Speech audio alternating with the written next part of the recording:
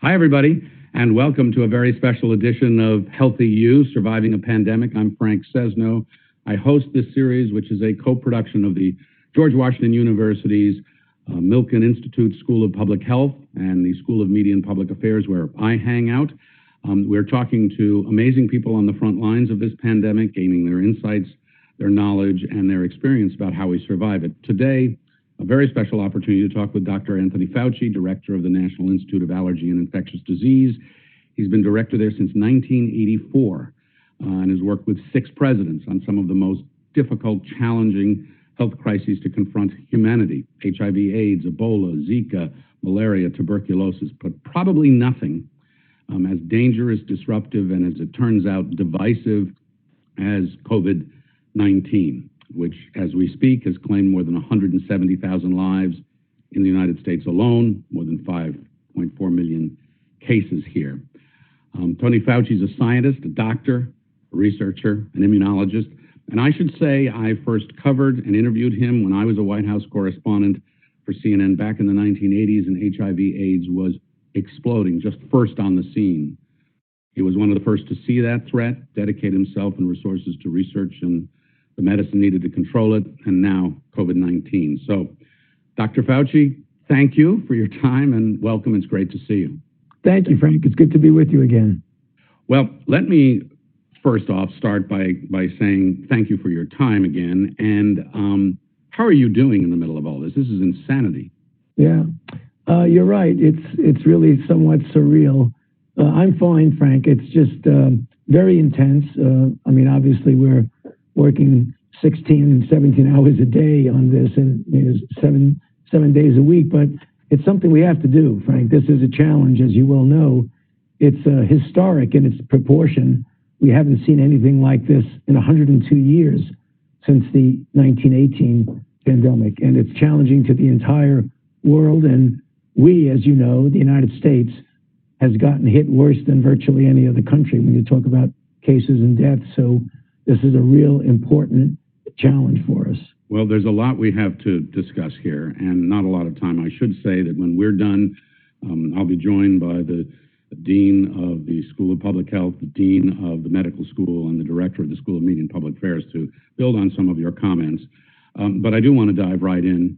I should also say we got over 100 questions from faculty and students, and so I'm going to try my best to weave those in this succinct time. I saw a story the other day, Dr. Fauci. It was about Boston, about this other pandemic you just referenced. Different time, different science, but the headline haunted me. The headline said, Boston refused to close schools during the 1918 flu, then children began to die. Is history about to repeat itself as we head to the school season?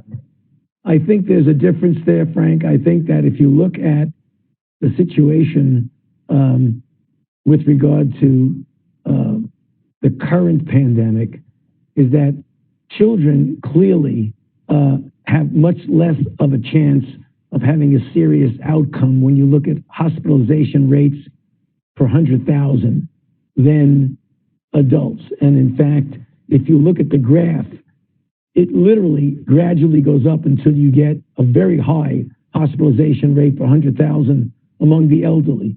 So age is an issue. However, we should not neglect the fact that children, some can get seriously ill, much lesser likelihood than the adults.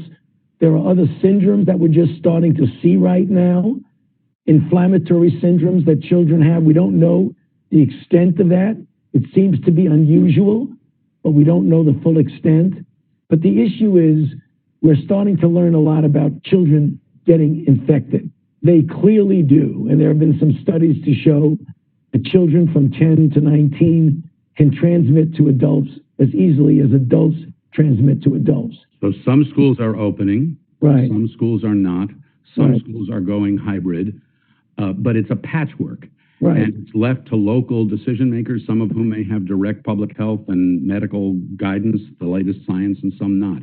Aren't you concerned about the way this is being done, and not only the health of the children, but the children as transmitters of this? Well, that's the point I was trying to make when I was talking about the chances of a child transmitting it to an adult. And even very young children have a high degree of virus when you look at virus titers in the nasopharynx. So they certainly are capable of transmitting.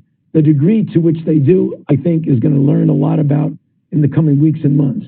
I would like to see a consistent message about schooling, consistent to guide the local authorities who make the decisions about school. Where should that consistent message come well, from? It could come from the federal health authorities like myself. And I've said, and I'll say it right here for you, Frank, that we live in a big country that is very heterogeneous with regard to the level of virus. And you've got to look at what's going on in the community. If you are in a green zone where you have literally less than 10 per 100,000 cases per 100,000 population, that you could probably open the schools with a considerable degree of impunity. When you get to a yellow zone that have 10 to 100 cases per 100,000, where there's virus in the community, you might want to modify the things you do.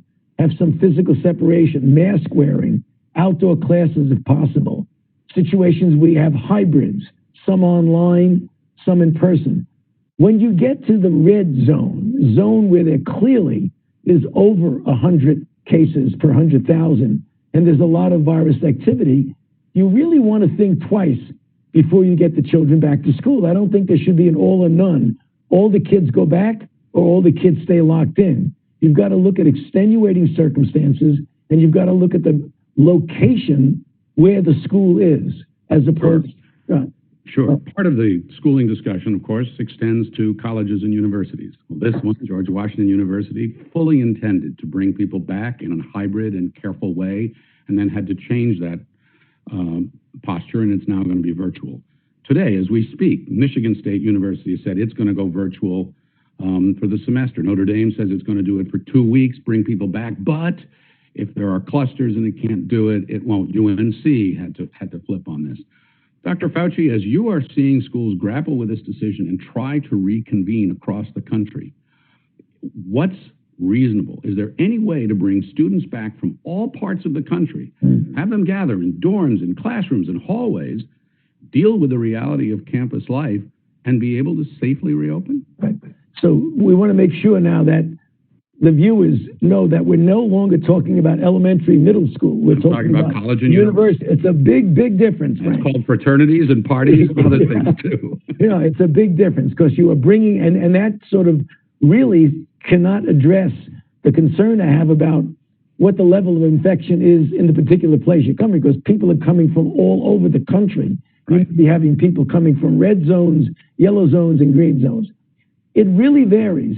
There are some universities and colleges that have a system set up where they test virtually everybody that comes in before they even get there to make sure you don't introduce into the community of dorms and in the college infected individuals, and then screen individuals and have situations, if you have the facilities and the resources to do it, where you might have an empty dorm where when someone tests positive, you can safely isolate them there, and if they need medical care, you can get them the medical care. If you have the capability of doing that, it is conceivable that you may be able to successfully bring people back to colleges and universities. It's conceivable, but is it feasible? You know, I think in some cases it might be. But it sounds to me like you're saying in most cases you're skeptical of it. I can't say most. You got to go university by university, where they are, what resources they have to be able to do some of the things that universities are already showing what they're doing. You could test everybody before they come in. You could then do intermittent surveillance testing, and you need the capability of identifying, isolating, and contact tracing.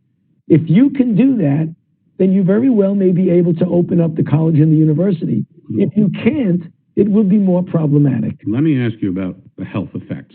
You're on the front lines of this research. You're watching this very closely as a doctor, a scientist, a researcher, an immunologist. New York Times story recently talked about COVID creating this wave of potentially heart disease, myocarditis, if I got that right, inflammation of the heart muscle. Another study out of Germany looked at a very high rate of Other studies are looking at potential brain damage. There was a study I was reading in The Lancet that looked at potential brain microstructural damage.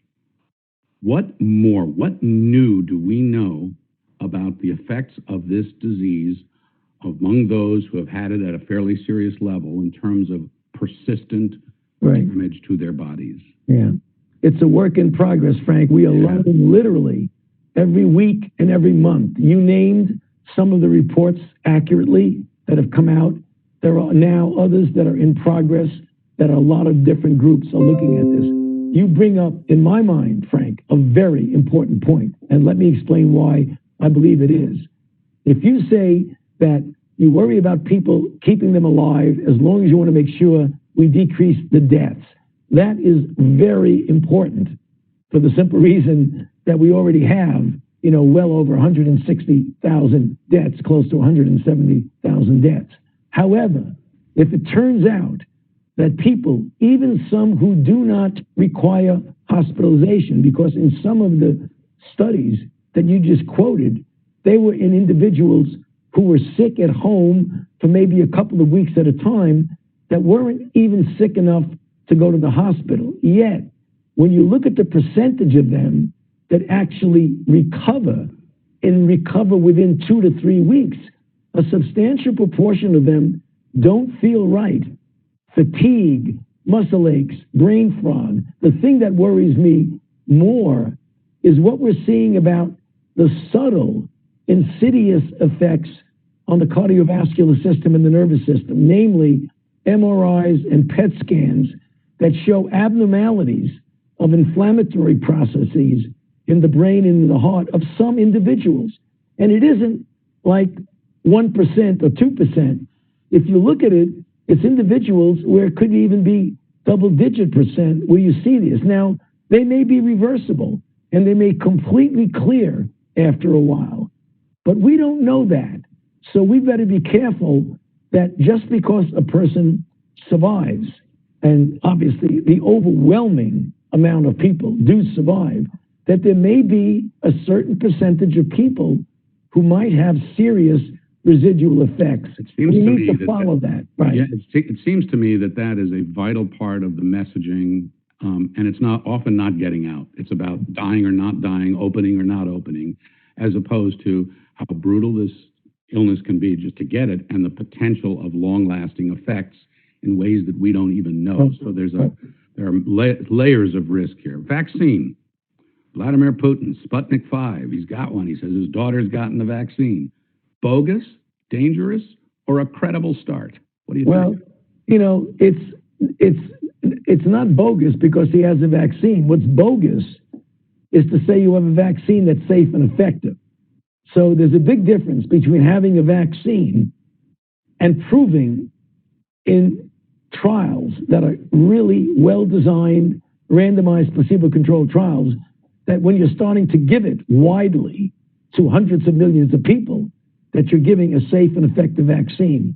The Russians, to my knowledge, and I'm pretty sure I'm correct, have not been studying this intensively in very large, randomized, placebo-controlled trials. Well, I'm sure Vladimir Putin will be happy to hear you say it's bogus that he's running around saying. Well, I don't want to say I'm calling him bogus. I didn't say that. I'm saying, that's not what I said. I'm saying that having a vaccine is very different from proving that a vaccine is safe and effective. For that matter, Frank, we have 6 vaccines now. We haven't proven them yet to be safe and effective. When we do, then we could accurately say we feel comfortable with distributing a vaccine to hundreds of millions of people.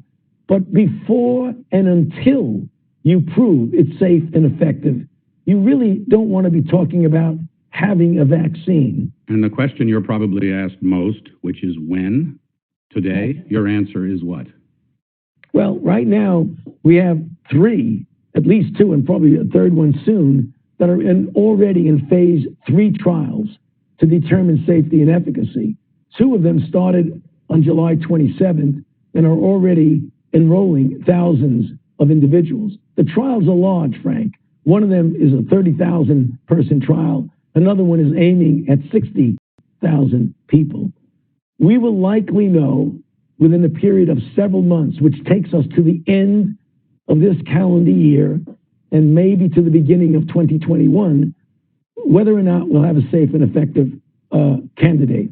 I believe, based on the preliminary data that we have, that we can be cautiously optimistic. No guarantee, Frank. You know you never can guarantee when you have a vaccine, but we feel cautiously optimistic that we will have one that will be safe and effective. We know that from preliminary data on phase 1 studies that induces neutralizing antibodies that are at a level comparable to, and even better in some respects, than convalescent plasma of people who've actually recovered. So we're feeling good about it, even though one cannot guarantee it.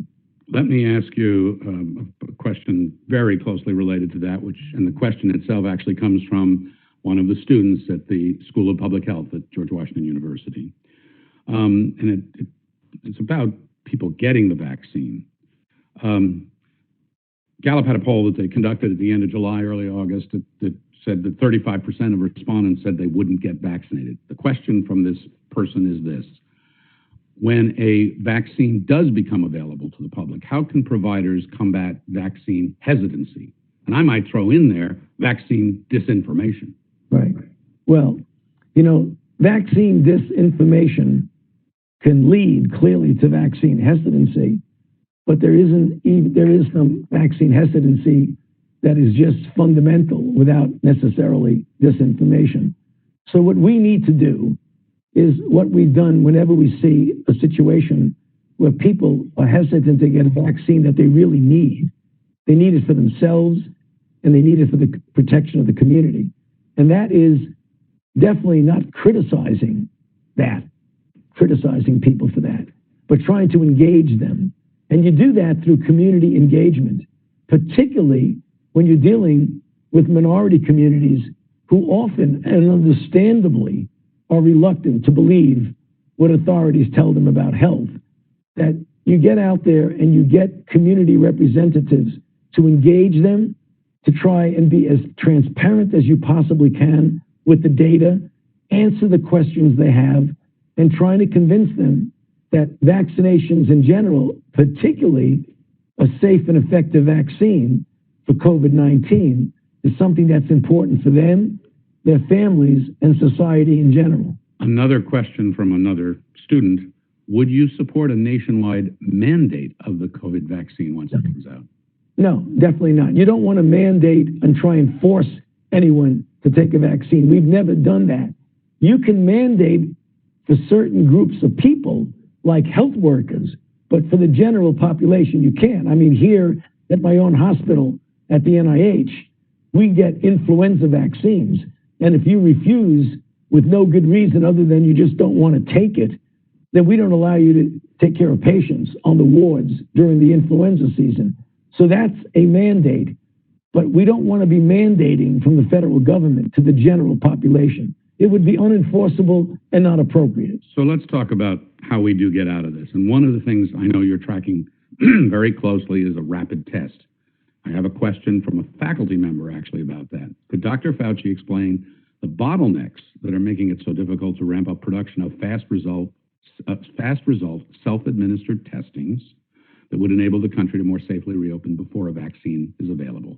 And he continues, I'm referring to the sorts of tests that Michael Mina from the Harvard T.H. Chan School of Public Health and others have discussed. Rapid, low-cost diagnostic tests. Well, that will be coming because already, I mean, there's a considerable amount of growing enthusiasm. So we're going to see that relatively soon. The critical issue is to make sure when we get those tests, they have a degree of sensitivity which is appropriate. When you're doing general screening, Frank, you don't need, a 98, 99% sensitivity, which the PCR molecular tests give you, when you absolutely need to know if this person is infected or not.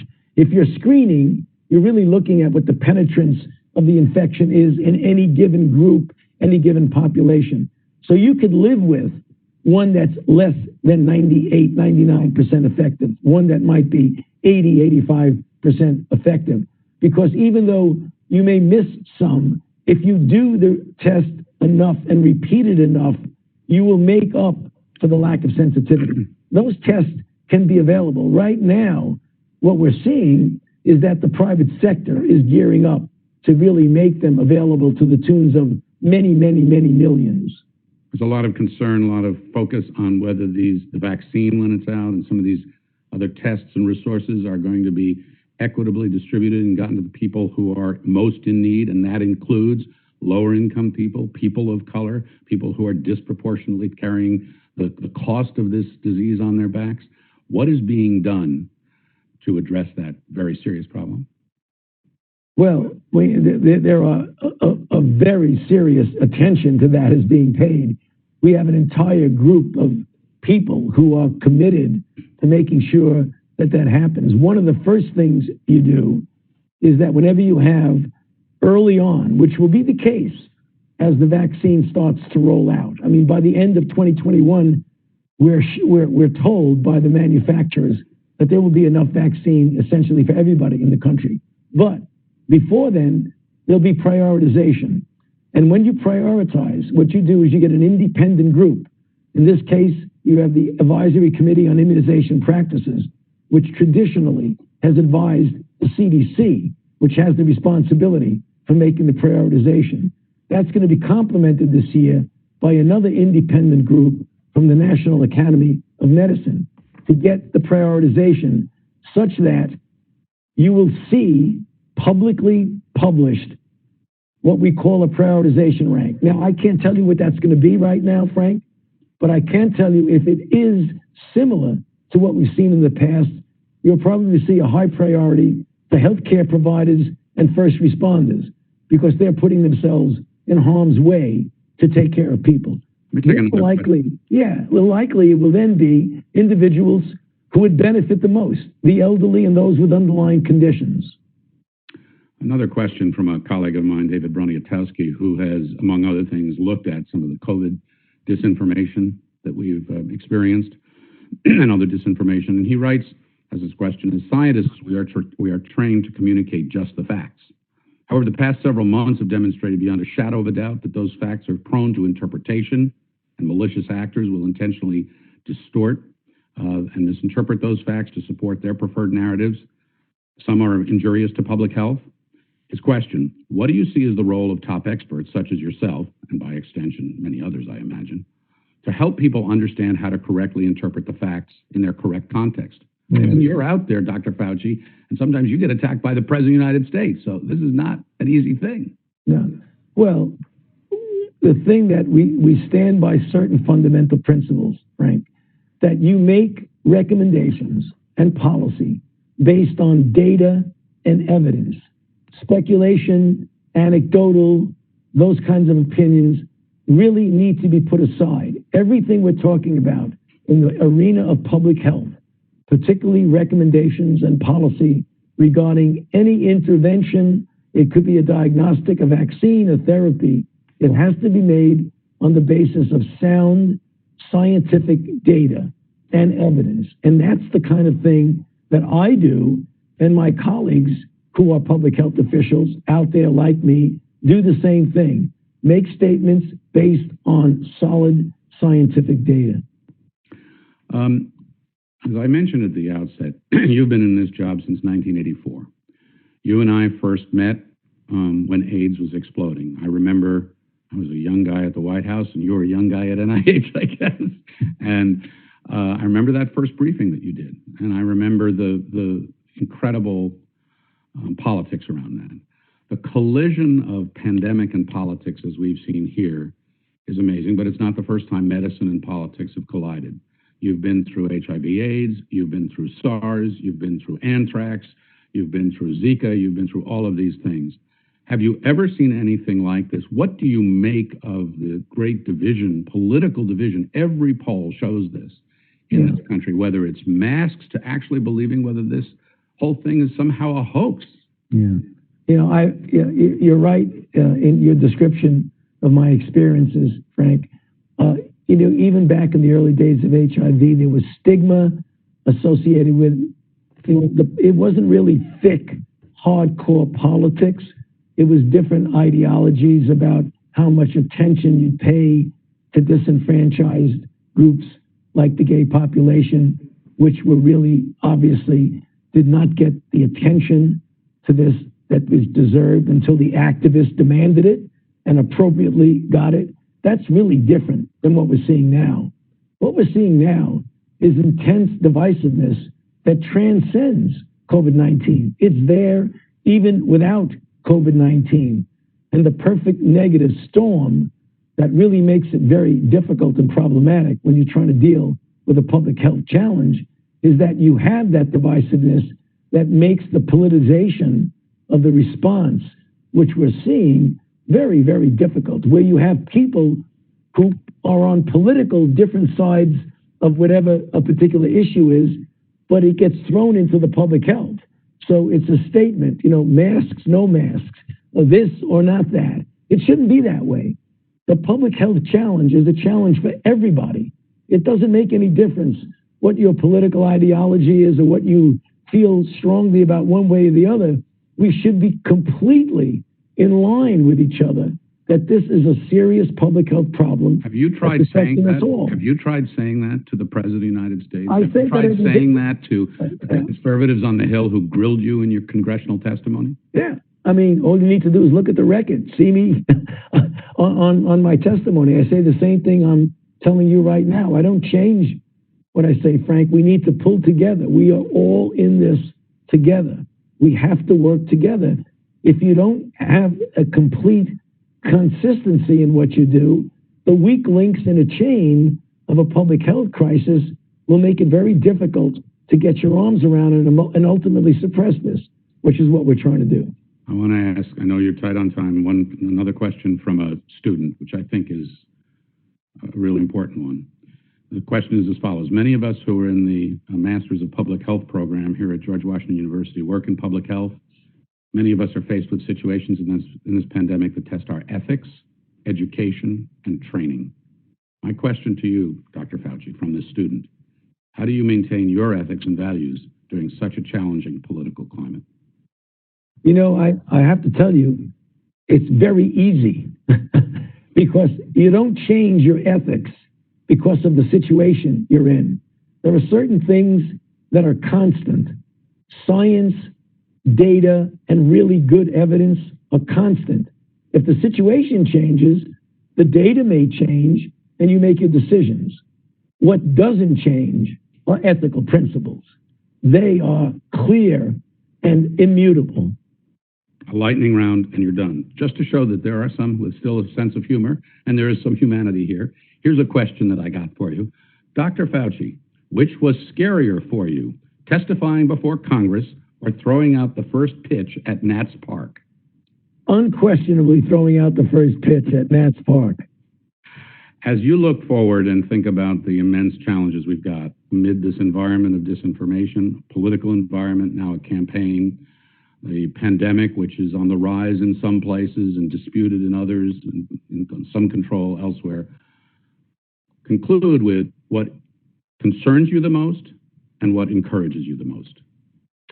Well, what concerns me the most is what is going on right now throughout the world, but even in our own country, that we want to make sure that we all abide by certain fundamental principles that can get us out of that. It is completely in our power, Frank, even prior to a vaccine, to be able to control this outbreak if we abide by the certain fundamental public health principles that we talk about. Wearing of masks, physical distancing, avoiding crowds, outdoor more than indoor, sanitation, washing hands with soap and water. You just do that, you could definitely influence the course of the outbreak. So what I'd love to see is the United States as a country pull together in a consistent way and realize that public health measure is the gateway and the road and the path to opening up the economy and getting the jobs back. It's not an obstacle in the way of opening the economy. So if what we do in the proper public health, prudent, careful way, we can have both. We can have control of the outbreak and we can carefully and prudently open up the economy to get back to normal.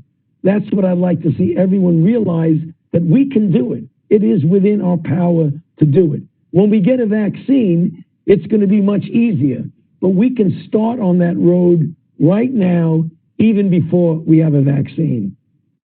Dr. Fauci, I know you've got to run. I want to thank you for your time, for your generosity of spirit, for your incredible and intrepid attitude as you encounter all of this stuff. Thank you very much, and we wish you, on behalf of George Washington University and all of us, the very best of luck and very speedy results in all the work that you're doing on behalf of the rest of us. Thank you, Frank. As always, over many years with you, it's always good to be with you. Thanks a lot. I look forward to doing it again. I'm sorry we didn't get to the other 132 questions that we got, but perhaps we'll have an encore performance. And I thank all the students and faculty and others who sent in questions. And thanks again to you. Thank you. Okay, well, thank you. What we're going to do now is switch over to a group of people who are able to respond to what we just heard from Tony Fauci and more. And it's my pleasure to introduce this panel to you. Dr. Lynn Goldman, she is the Michael and Lori Milken Dean of the Milken Institute School of Public Health. Dr. Goldman is a pediatrician. She's an environmental epidemiologist and has had a distinguished career in medicine, environmental public health, and academia. Dr. Barbara Bass is the Dean of the GW School of Medicine and Health Sciences. She's a surgeon. Before coming to GW, she served as the chair of the Department of Surgery at Houston Methodist Hospital. She's a recognized expert and leader in academic medicine and surgery. And when I need surgery, Dr. Bass, I'm signing up for you. Hope I don't need it, but when I do, I'm there. Finally, Silvio Waisbord. Dr. Silvio Waisbord is the director of GW's School of Media and Public Affairs. His expertise includes global media and health communications. Dr. Goldman, can we start with you? You heard a number of things from Tony Fauci just now, a very thoughtful approach on the divisions in this country, what we need to communicate to create a better public health environment. What do you see as the principal challenge that he and we are up against? Well, I thought that Dr. Fauci put it very well when he talked about how we need to be working together. We need to be unified in our approach to this across our country. And what has been the most frustrating for many of us in public health is how our inability to do that has allowed the virus to continue to be moving around the country, amplifying, and then able to turn back around and come back into areas where we had it under control. It has probably been understandable that for many communities, until they saw the virus in their community, they didn't see any reason to start, staying at home, social distancing, using masks. But the problem with that is that by the time you see this virus, you have way too much of it to be able to control it. When you see it, it's upon you because of the fact that so much of the transmission is asymptomatic. Dr. Goldman, yeah. I started with Tony Fauci on the subject of schools and reopening schools. And I know you were very actively working with the GW community, with the District of Columbia, trying to determine whether and how GW could reopen. There was a time when you were fairly optimistic about that, and obviously things changed. They changed because of the numbers and the incidence of the disease. But I put that same question to you because I know also as a pediatrician, you have thought about this a lot, about the health and safety and well-being of our kids. As you look across the country now, see what's happening in K through 12, see what's happening on campuses and universities. What is your feeling about the risks and the ability of schools to reopen? Because everybody wants to. Everybody wants to have their kids in school. Everybody wants their kids in school, and we pediatricians think that school is the place where kids belong. And so it's important developmentally in terms of the socialization they receive, for learning. We know that especially younger children have a hard time learning online. And so we want them to be in school. But the rush to get them to school, regardless of the ability to make the schools safe, has been the problem. And especially, as Dr. Fauci said, in those states that still have very high transmission of the virus, and where maybe it's not so apparent that the kids are transmitting it, but they can transmit it to their families. Here at GW, we did all the things that Dr. Fauci was talking about, in terms of putting in place restructured classrooms, test the kids right when they get back, have a cycle of testing so that we can monitor the virus, make sure we don't have outbreaks. And we still couldn't reopen just because of the fact that across our country, so much virus is still circulating. We have kids who would be coming in from Georgia, from Florida, from California, whereas in DC, we have a really good situation. We've been able to keep the transmission below 1, which means that gradually declining numbers of cases, bringing in students from all across the country. At the end of the day, we realized even with all the measures that we were putting in place, that it would be too risky. I'm hoping for spring, but I'm hoping for spring. But when I look at, the outbreaks that have been happening in high schools across the country and the outbreaks certainly in other universities, I'm glad that we've been cautious. Dr. Bass, let me come over to you. And as Dean of the medical school, what did you hear from Tony Fauci, and what do you think of that is resonating most with you these days with this crisis? Yeah, I think we all have come to really admire Dr. Fauci during this pandemic. And the thing that inspires all of us the most, I think, about him is his clear insistence on science and evolving evidence as the format by which we make all of our decisions. I don't think we've had a more clear spokesperson in any format to help guide us and remind us of the principles that science is science and evidence is evidence. The other thing he said, which I think is really important, and which has really been, and again, I say it's both a blessing and a curse to be in healthcare at this time. It's a curse in the sense that it's kind of scary to be on the front line of a disease that we really don't know the impact of. We know it's a really bad disease for some people, and it's certainly a disease nobody wants to have. We know how to prevent it, as R.Goldman has just said, although we haven't been very good at that in many parts of our country. But I think but the excitement is to become part of the group that is treating an entirely new disease, and the amount that we have learned on a weekly basis that has really transformed both our intervention strategies in terms of broader application, but also how we actually treat our patients, to be riding this roller coaster of early adoption based on evolving evidence and knowledge of this novel disease is really exciting. If we had more time with him, and maybe this is something you can touch on, because I think this cuts to so much of the challenge and the problems, is as part of the conversation that we had where he talked about how much is unknown, how much work is going on to figure out what the effects of this disease are on us if we have it. I mean, it's not either you live or you die, right? Maybe there's going to be brain damage. Maybe there's going to be pulmonary damage, lungs. Maybe there's going to be inflammation of the heart. How closely are you watching this kind of body of research, and how concerned are you that this is not like the flu or a cold that you get over and you move on, but there could be some permanent and very serious lasting effects? No question. This has probably been one of the most scrutinized new diseases and reported diseases that we've ever had. If you think about the pace of publication, the discovery science, both at the fundamental, basic science level, as well as in terms of just disease management, it's been extraordinary. So we're watching it really, really closely. And already that's changed the way we practice. We've learned that this massive inflammation that can come with the really bad cases is really a bad thing.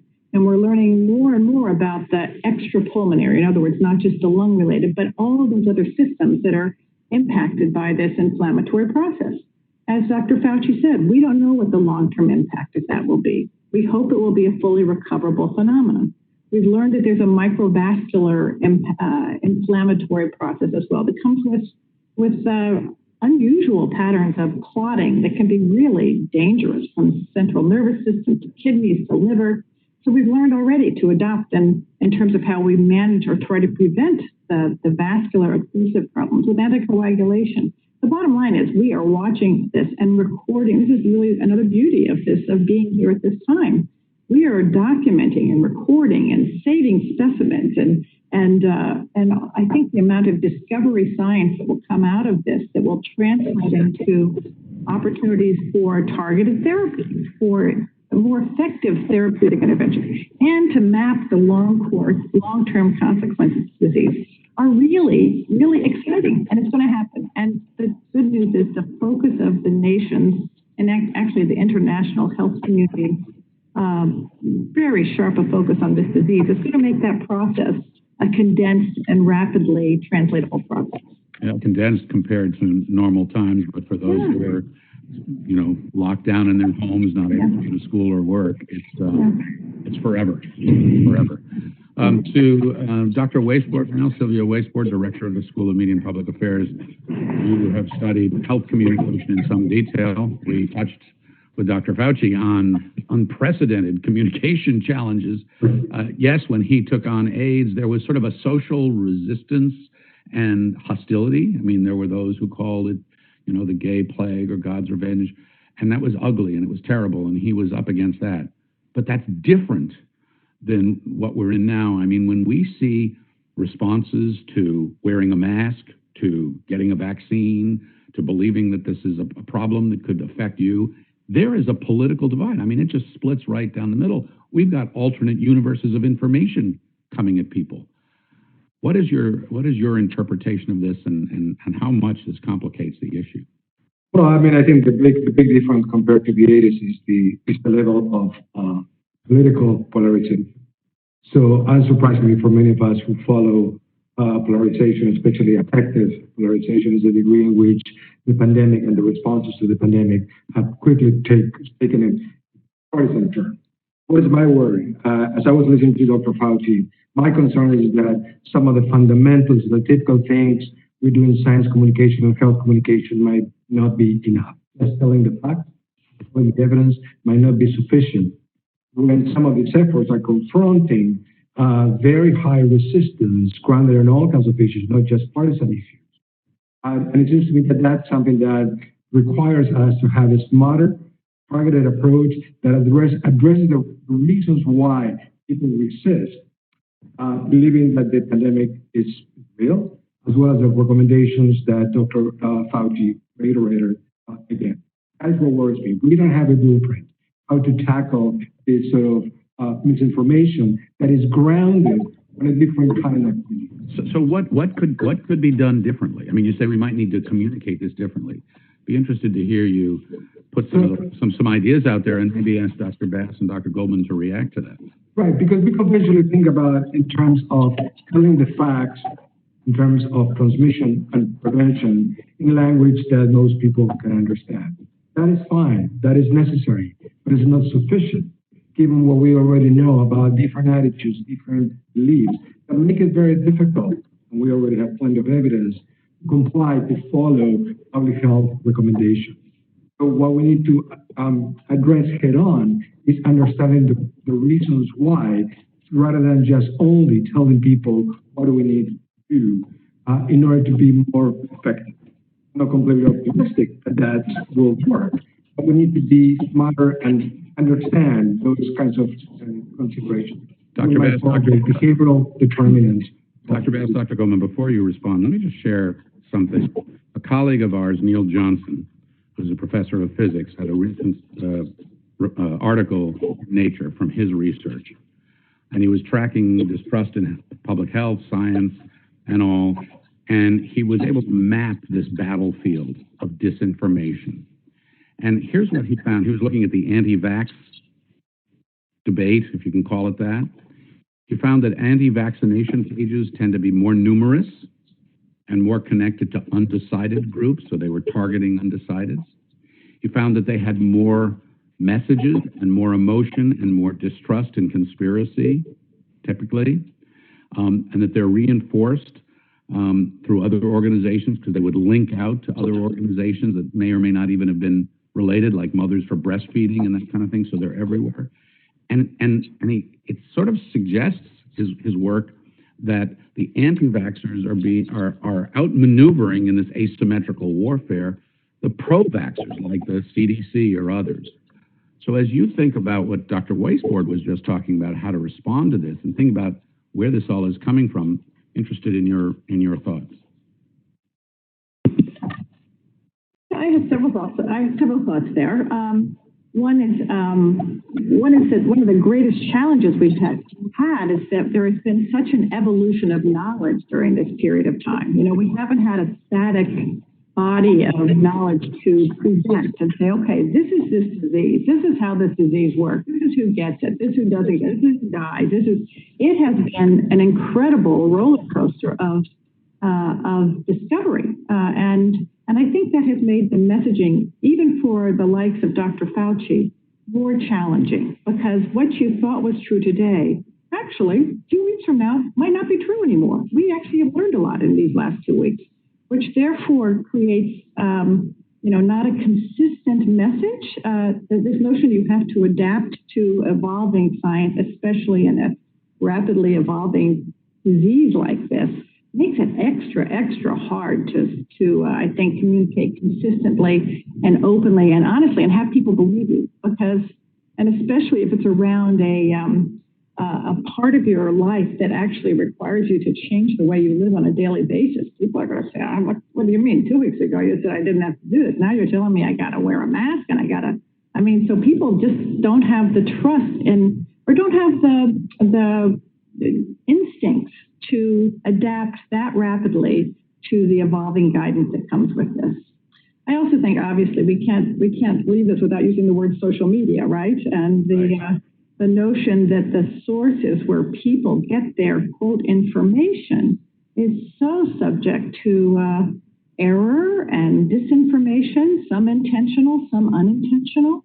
But the fact is that our sources for providing the reliable information each come from the public's eye with some form of tainted perspective, which I would say is sort of up to our media people to try and address, because so many people distrust different forms of even, quote, established mainstream media. It's a real challenge. I'll some of that back to you. Yeah. Dean Goldman. I certainly don't think there's anything new about, public health being encircled by those who are putting forth non-healthful behaviors.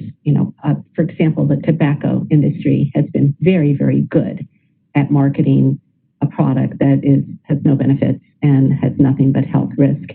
And I think we've learned lessons from some of that in terms of trying to be a lot smarter about how we understand behavior, how we understand communication, actually investing in the science around that. There is a science around that, and we teach that in the School of Public Health. You can get a doctorate now in health communications. We used to call that health education. We used to just do little fact sheets, and we thought if we put the facts out, that would be our job. And we understand now that is not enough at all, that we need to make it interesting. We need to make it culturally relevant. We need to have two-way communications between health experts and communities. We're not just talking to them, we're listening to them. And I will tell you one thing that I think I've heard here is that for many, many people who live very close to the edge financially, staying at home has created a tremendous amount of pain. Yes. And this pain impacts their food sufficiency for their families. It impacts their health. It has an extremely negative consequence. And that can cause people to be anxious. It can cause depression. It can cause anger. And I think that it creates a situation where negative communications can tap into that.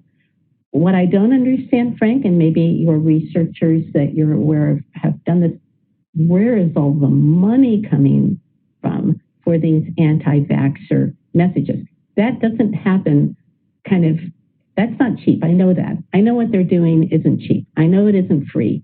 Yes, we all have access to the internet and we can all tweet, but these are very sophisticated efforts that are underway. Someone is supporting them. When it's tobacco, I understand where it's coming from. Who's selling that? Who is selling anti-vaccine? That I don't understand. I think we need to understand that. What David Broniatowski looked into was it's a lot of it that's coming, frankly, from Russia. And it's for no particular purpose other than to cause confusion and concern. Then we know about other groups. Here's what I'd like to do, folks, now, because we've got so many questions in from people from the audience who wanted to ask them to Dr. Fauci, and we had limited time. I got in what I could. But I'd like to ask some of these to each of you, and maybe you can just raise your hand if you want to. I've got gallery up here, so I see everybody. Raise your hand if you want to take this, because the questions are fantastic, and as I mentioned, they came from students, staff, and faculty. And let me just sort of throw this out, and if you want it, go for it, and if you don't, I'll drop it in your lap or something. But how about this one?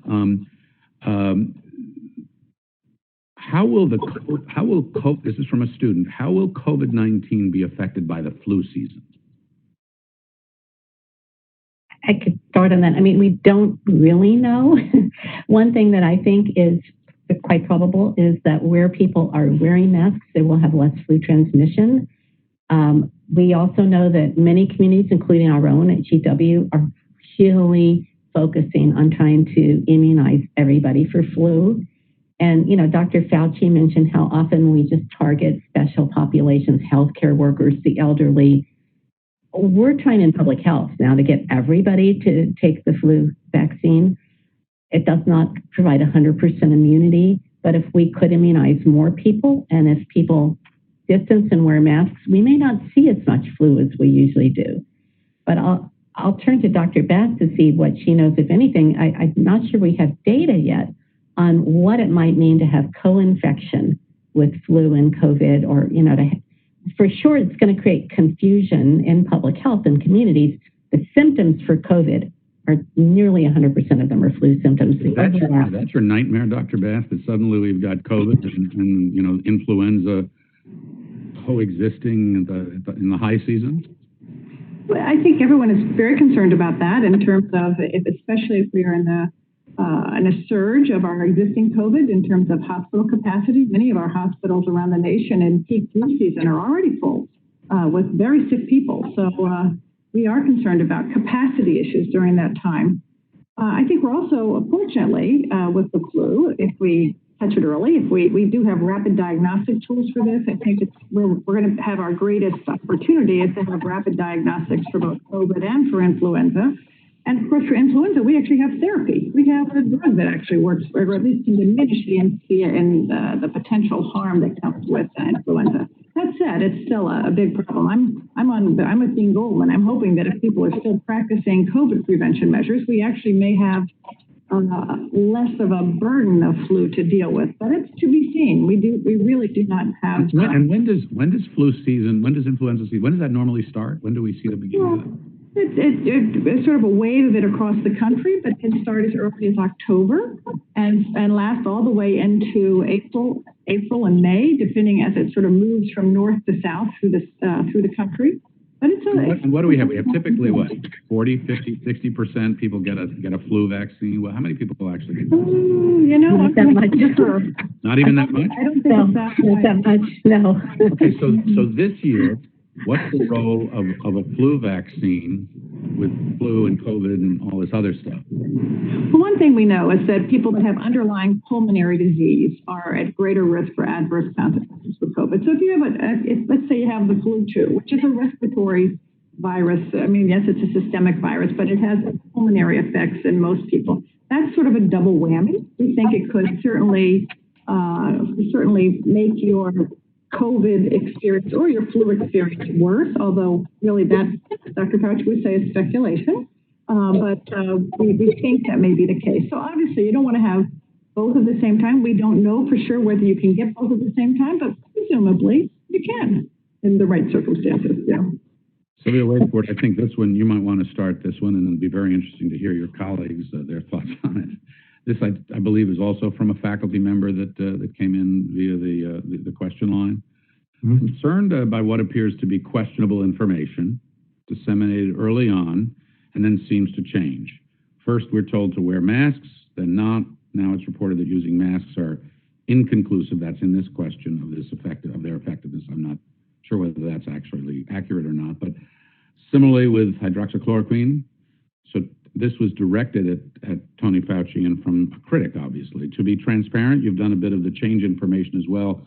What is one to believe concerning masks, 6-foot rule, and all the rest? So, Professor Waisbord, you study health communication, this level of doubt and question, and in fact, Tony Fauci has changed his position, as have many experts on the subject of masks, and that's led to additional doubt, perhaps skepticism among many. Yeah, I think Dr. Bath mentioned this, that the changing about important aspects of the pandemic have been changing.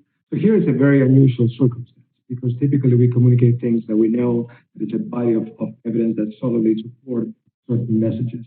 Here, what we have seen in the last 5 months is that some messaging needs to be changed. We do more research. The point here is that communicating changes, I think is very, very difficult. Second, communicating uncertainty, which still exists, is extremely more difficult than communicating something that we have known for the last 2 decades or 3 decades about transmission and prevention. I think that injects some more sort of confusion, probably, but it's not the only reason why. I think that goes into, I would say, a pool of misinformation, suspicion, lack of trust, and that's just another element. And that's what really worries me. Dr. Fauci talked about a perfect negative storm, talking about the pandemic. But if we look at information and disinformation, it's plenty to be worried about and sort of define it as a perfect negative storm in which we constantly are fighting and trying to pump facts and information into the wider public sphere, that you have all kinds of misinformation, suspicions, conspiracy thoughts. And that's what really worries me, especially if we think about the vaccine.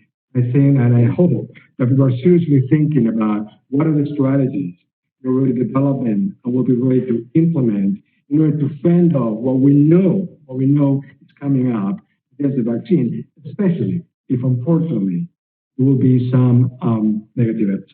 Dean Goldman, you know what I think the hardest thing is here, and you can run with this wherever you want. Just from my perspective as a journalist, and I actually looked very closely at science and so, we're on different planets. The political world, the world of journalism in many cases, the public, they want certainty and they want answers. The problem, the delicious part of science, is it's built all around uncertainty. We don't know what we don't know. You know, we know a lot of things we don't know about COVID, and we discover as we go. And so what somebody may think about masks one day may actually change another day. But in the public realm, that's seen as a flip-flop. That's seen as a change. That's seen as a bad thing as opposed to learning as you go. You're muted, Dr. Goldman. I don't even believe that the message about masks has flip-flopped at all. So I'm just going to think that the questioner has a bias, because the way that I view it is that gradually over time, evidence accumulated that masks are beneficial. Right. And some authorities were quicker to glom onto that and to recommend them than others. The last to go was WHO, who is very conservative about holding on to a long-standing position they held against masks. But that evidence didn't go one way and then the other way. It just gradually accumulated. We saw more and more certainty of benefits, including the most recent data that says that you yourself are protected while wearing a mask. Up to a week or so ago, I would tell people, wear a mask. It's the kindest thing you can do for everybody else. The evidence is very clear about that. And now it turns out that helps to protect you as well. So I don't buy the idea that it's flip-flopped. I do think that where the media has sometimes helped to create this is that I noticed that each time, whether it's another country, then, the White House task force and then WHO, each time they change their position, there's a headline as if though this is the news. When, from my viewpoint as a scientist, that wasn't news. It just took a long time for them to change their policy, to assimilate the new evidence, to really review the evidence. They bring together their own committees. Everybody has their own policy process. But then each time it's kind of like news alert, And I think the same thing has been true for the hydroxychloroquine, but I would turn to Barbara for that. But once the actual trials started coming out, I really didn't see flip-flops. I just saw, though, that every time there was another trial, there would be another headline. Oh, now we know hydroxychloroquine, blah, blah, blah. But, perhaps I'm oversimplifying the clinical evidence on that. But yeah, if I could just comment just a little bit on the hydroxychloroquine thing. No question, it is one that's taken on a very special political place. That said, there's certain pieces of that debate that actually get back to the fundamental value of science and clinical trials. And a clinical trial only answers the question that it asks. And so far, the clinical trials that have been done have been hydroxychloroquine plus or with plus erythromycin and hydroxychloroquine alone. Very small trials. And none of them have shown evidence that they are effective in treating or preventing this disease. That said, there is a school of thought that, hey, hydroxychloroquine plus this, plus zinc, plus whatever, maybe that's going to work. That's just a trial that hasn't been done yet. And is it a trial that's worth doing? Perhaps. Right now, in this wave of where the goal is to save people who are critically dying in the hospital, the emphasis has been on really creating the clinical trials and the evidence around saving those people. So it's the potent antivirals like remdesivir, it's the convalescent plasma, it's the antibody-mediated therapies that are really targeting those people who are at risk of losing to this disease right now. Could that be the hydroxychloroquine trial be a trial that's worth doing in the future? Perhaps. And could we possibly get a different answer? Perhaps. But to date, the evidence does not support that as a priority of investigation for our scientific and medical community. Let me, first of all, thank everybody who submitted a question for this conversation, and once again say we've had more time with Dr. Fauci to get more of the questions in. They ranged tremendously from the questions around therapeutics and what to treat this to issues around health and contact tracing and mobile technology to the disinformation campaigns that we've talked about that have so vexed this.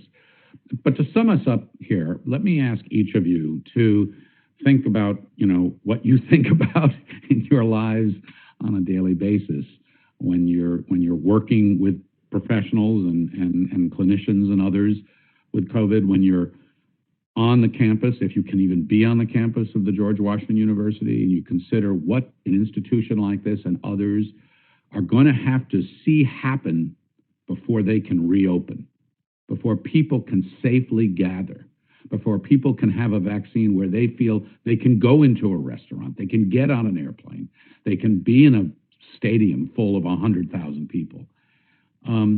And maybe give us a sense of, if you had a scorecard as you're looking forward, what are some of the key indicators of progress that you are going to be looking at in your field? Dr. Bass, let me ask you to go first.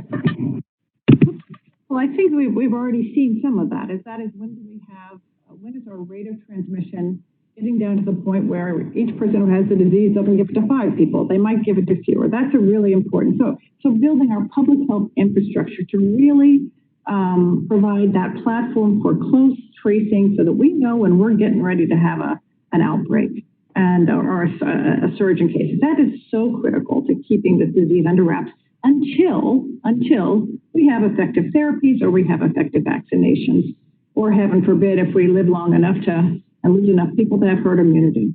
But I don't want to leave this one time without thinking of what I really worry about a lot every day, and which my campus is worrying about a lot every day. And that is truly the disproportionate burden that this disease has brought to our communities of color, to our workers who provide care for all of us every day in terms of the service industries, EMT, the whole 9 yards, and the people who live in multi-generational homes that cannot have the privilege of social distancing. And I think if there's one really raw awakening that I hope our nation sees, is that this pandemic, more than any else, has revealed the inherent disparities that we have as Americans living in this country when it comes to something disastrous like this pandemic. So That's what I worry about a lot. I can tell you that's a lot what my faculty worry about. It's what our students worry about. I think it's what we should all be worrying about because this has not been a fair disease in our country, and we need to be really aware of that and really focus on remedying those disparities in a really proactive way. Now, thank you. That's so important. It's such a vital part of this. Silvio Waisbord, your thoughts? Yes. Following on what Dr. Bass says, I think that it's important from a communication perspective to remind ourselves in our workplace about how the pandemic has revealed and deepened some of the social inequalities that we have in our. The question is not just to raise awareness about it, but what do we do about it? We need compassion. We need empathy. We need to figure out ways in order to support those who have been disproportionately affected by the pandemic, and so work to psychological. I think that for institutions and for everyone who's working anywhere, it's important to communicate transparently and engage with people. Something else that Dr. Fauci actually emphasized is how do we engage with communities, especially with communities that are quote unquote hard to reach or more at risk. That's the kind of work that I think strategic communication around the pandemic needs to do. We should figure out the people who are mostly disadvantaged and affected by the pandemic. That one size fits all doesn't should not work. And that seems to me something that we consistently need to remind everybody. One of the things that we talk a lot about is trusted sources. And as this issue is communicated, we need to deploy a lot of trusted sources to a lot of different communities. Dean Goldman, last word to you on the subject of public health. Well, we need to rebuild our public health system, and I can't agree more with what I heard earlier about the need for adequate surveillance of the virus, contact tracing, but also care of people who are infected. That also includes assuring that we continue to cover people for health care through the Affordable Care Act and other measures, and that we protect Medicaid and Medicare and the ACA. And that certainly, especially in the context that COVID-19 is likely to become a pre-existing condition for people, and there are people who are going to need continued care. And we need to take care of the other needs that people have. When I think about the people who are stranded, they're unemployed, the 20% rate of unemployment in our country, the fact that we're not addressing their needs for food security and income, that there are people who are threatened to become homeless because of this, families and children. The fact that there are children who are trying to educate at home and don't have decent internet access. We take it for granted, many of us, that, well, maybe we need another device for the child. There are so many families that don't have good enough internet access to either do at-home education, distance education, or telehealth. And that is really, really important inequity now that's going to, if anything, widen these gaps. If children in such homes then cannot receive an education, where is that going to lead in terms of their futures? It's a big challenge. And I think it was, Silvio who said, that this pandemic, it exploits the gaps that we have. And we have so many gaps, the income gaps, the healthcare gaps, the fact that our public health system has been so eroded over time, and then the racial inequities that we have in this country. And all of that is a part of what we mean to be doing in public health. And it certainly is not unconnected to the fact that everybody does need to wear masks and to socially distance. I'm putting mine on. If I had mine, I'd put it on, but thank you for that. Okay. Well, you all remind us that we are at a time of great crisis and testing, but from adversity comes opportunity. From adversity comes an awareness. I mean, as I heard you speaking, Dean Goldman, I thought, for example, of citizens who live on First Nation reservations and tribal territories around this country, where in some places a quarter of the citizens, forget internet, do not have running water or electricity, where there's a horrifically disproportionate percentage of indigenous people who are suffering from this disease compared to others. So we have a lot of work to do, but the first part of that is being aware of it, getting the information out there. And I hope this conversation with Dr. Fauci and all of you has contributed to that. So we all thank Dr. Fauci and what he does. And I would like, on behalf of GW and everybody else, Dean Bass, Dean Goldman, Director Waisbord, to thank all of you for the incredible work that you're doing with your faculties, with your students, the future, and with the hard work you're doing. Perhaps we bring us all together, and some of the work and research that's happening at GW can actually help us toward finding a vaccine, toward answering some of these questions in public health and communicating this better. To our audience, and to all of you who sent in questions, many, many thanks.